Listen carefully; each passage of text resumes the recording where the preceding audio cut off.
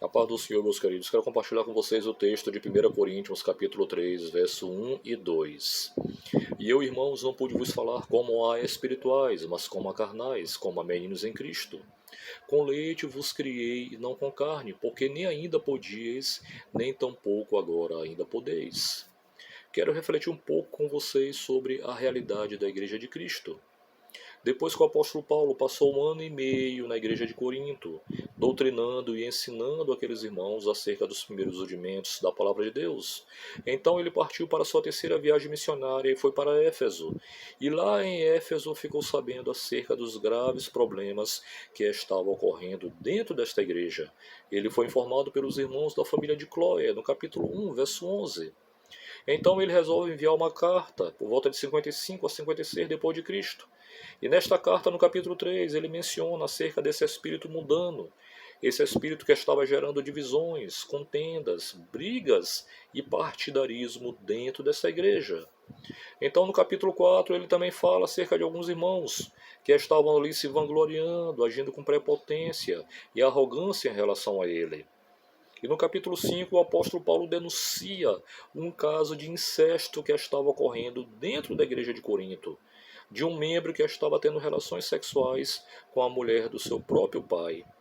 E o que mais entristece o apóstolo não era somente pelo fato do incesto, mas porque aquela igreja estava sendo conivente com esse pecado, porque eles estavam ensoberbecidos, estavam vaidosos. E o apóstolo Paulo repreende e exorta toda a igreja. E então ele disciplina este membro para que ele seja entregue a Satanás, ou seja, que ele seja excluído da comunhão da igreja. E naquele capítulo 5 também, queridos, infelizmente, aqueles irmãos, quando eles não precisavam estar unidos, eles estavam unidos. Estavam unidos com os impuros, com os avarentos, com os maldizentes, com os bêbados e com os falsos crentes. E no capítulo 3, como agora há pouco foi mencionado, eles estavam ali divididos quando eles precisavam estar unidos, porque ali existiam o quê? 4 partidos. Porque uns diziam, eu sou de Paulo, outros diziam, não, eu sou de Apolo, outros diziam, não, eu sou de Cefas, e outros diziam, não, eu sou de Cristo. Então existiam 4 partidos dentro daquela igreja. A igreja estava dividida, queridos. E no capítulo 6 também o apóstolo Paulo menciona outro fato também muito lamentável, que alguns irmãos estavam levando outros irmãos para a justiça, estavam movendo ações judiciais contra outros irmãos da própria igreja de Corinto. E também ele denuncia também acerca de vários pecados de imoralidade sexual que estavam ocorrendo dentro daquela igreja. Já no capítulo 7 ele dá respostas acerca do casamento. Ele fala para os casais que são cristãos, os homens casados com mulheres cristãs, os homens casados também com mulheres não cristãs. Ele fala também para os solteiros e solteiras, para os viúvos e viúvas, e também fala para as virgens. Então, queridos, no capítulo 9 ele também menciona acerca de algumas situações que estavam ocorrendo, de resistência por parte de alguns irmãos que estavam duvidando do seu apostolado e que também estavam resistindo a não querer, de alguma forma, ajudar financeiramente o apóstolo Paulo. No capítulo 11 também, ele denuncia também acerca de alguns irmãos que estavam fazendo acepção de outros irmãos dentro da igreja, que estavam excluindo também outros irmãos dentro da própria igreja. E fora isso, queridos, nos outros capítulos, muitos e muitos outros problemas aconteceram. Sérias situações, graves situações que ocorreram naquela igreja e que acontecem até o dia de hoje. Nós sabemos, irmãos, que existem muitos liderados que são insubmissos. Existem muitos liderados que fazem questão de gerar contendas. Existem muitos que, muitas vezes, eles preferem líder tal e fazem acepção de outros líderes. Nós sabemos disso, queridos. Existem também irmãos que fazem acepções de outros irmãos dentro da própria igreja. Existem irmãos também que agem com invejas também, assim como existia na igreja de Corinto. Irmãos que têm inveja espiritual de outros irmãos. Então, queridos, são vários problemas que existem dentro da igreja de Cristo, que infelizmente todos os dias nós sabemos que existem casos e mais casos, situações e mais situações, que têm agravado a comunhão no corpo de Cristo. E infelizmente também não só em relação aos liderados, mas também em relação aos líderes. Existem muitos líderes que são insubmissos. Muitos líderes também que comercializam a palavra de Deus. Usam o púlpito da casa de Deus para estar comercializando a palavra de Deus. Muitos líderes também que são opressores, nós sabemos disso, irmãos. Muitos líderes também que doutrinam errado as suas ovelhas. Infelizmente, eu conheço uma denominação aqui da minha cidade, em que estes irmãos, assim como os líderes, eles sempre ensinaram que somente lá, nessa denominação, é a igreja em que Deus ele opera com poder, com milagres, no sobrenatural.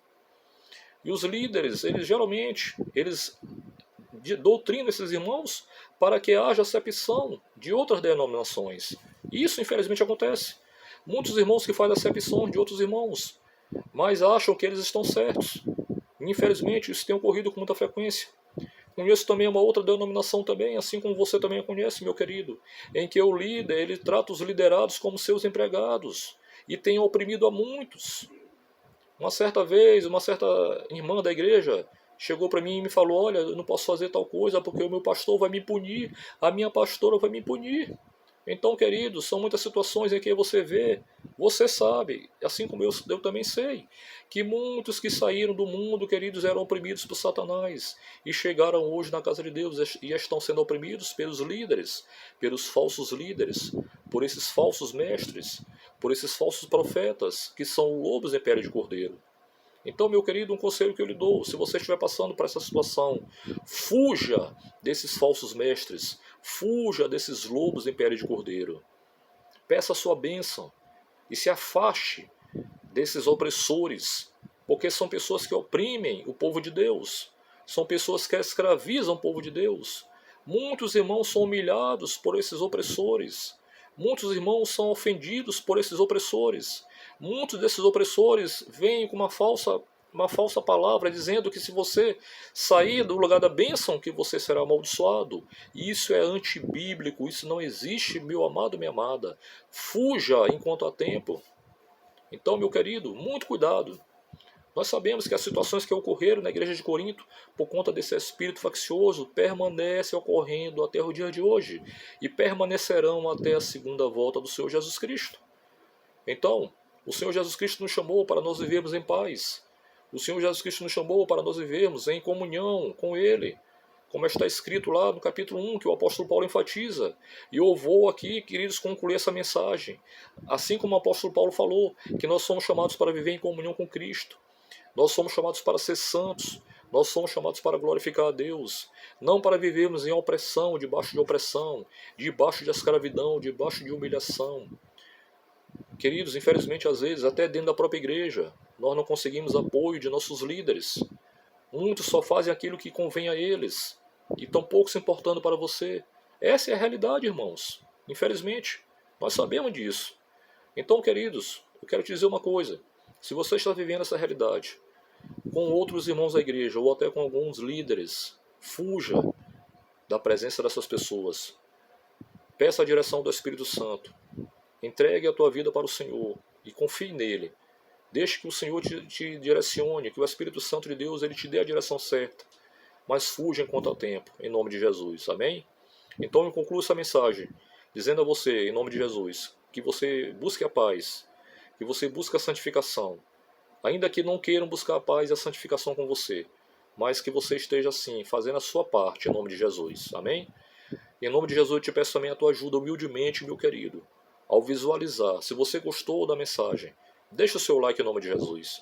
Me ajude, se você ainda não é inscrito também no canal, se inscreva em nome de Jesus. E compartilhe esse vídeo com mais pessoas. Que Deus te abençoe grandemente em nome de Jesus. Amém?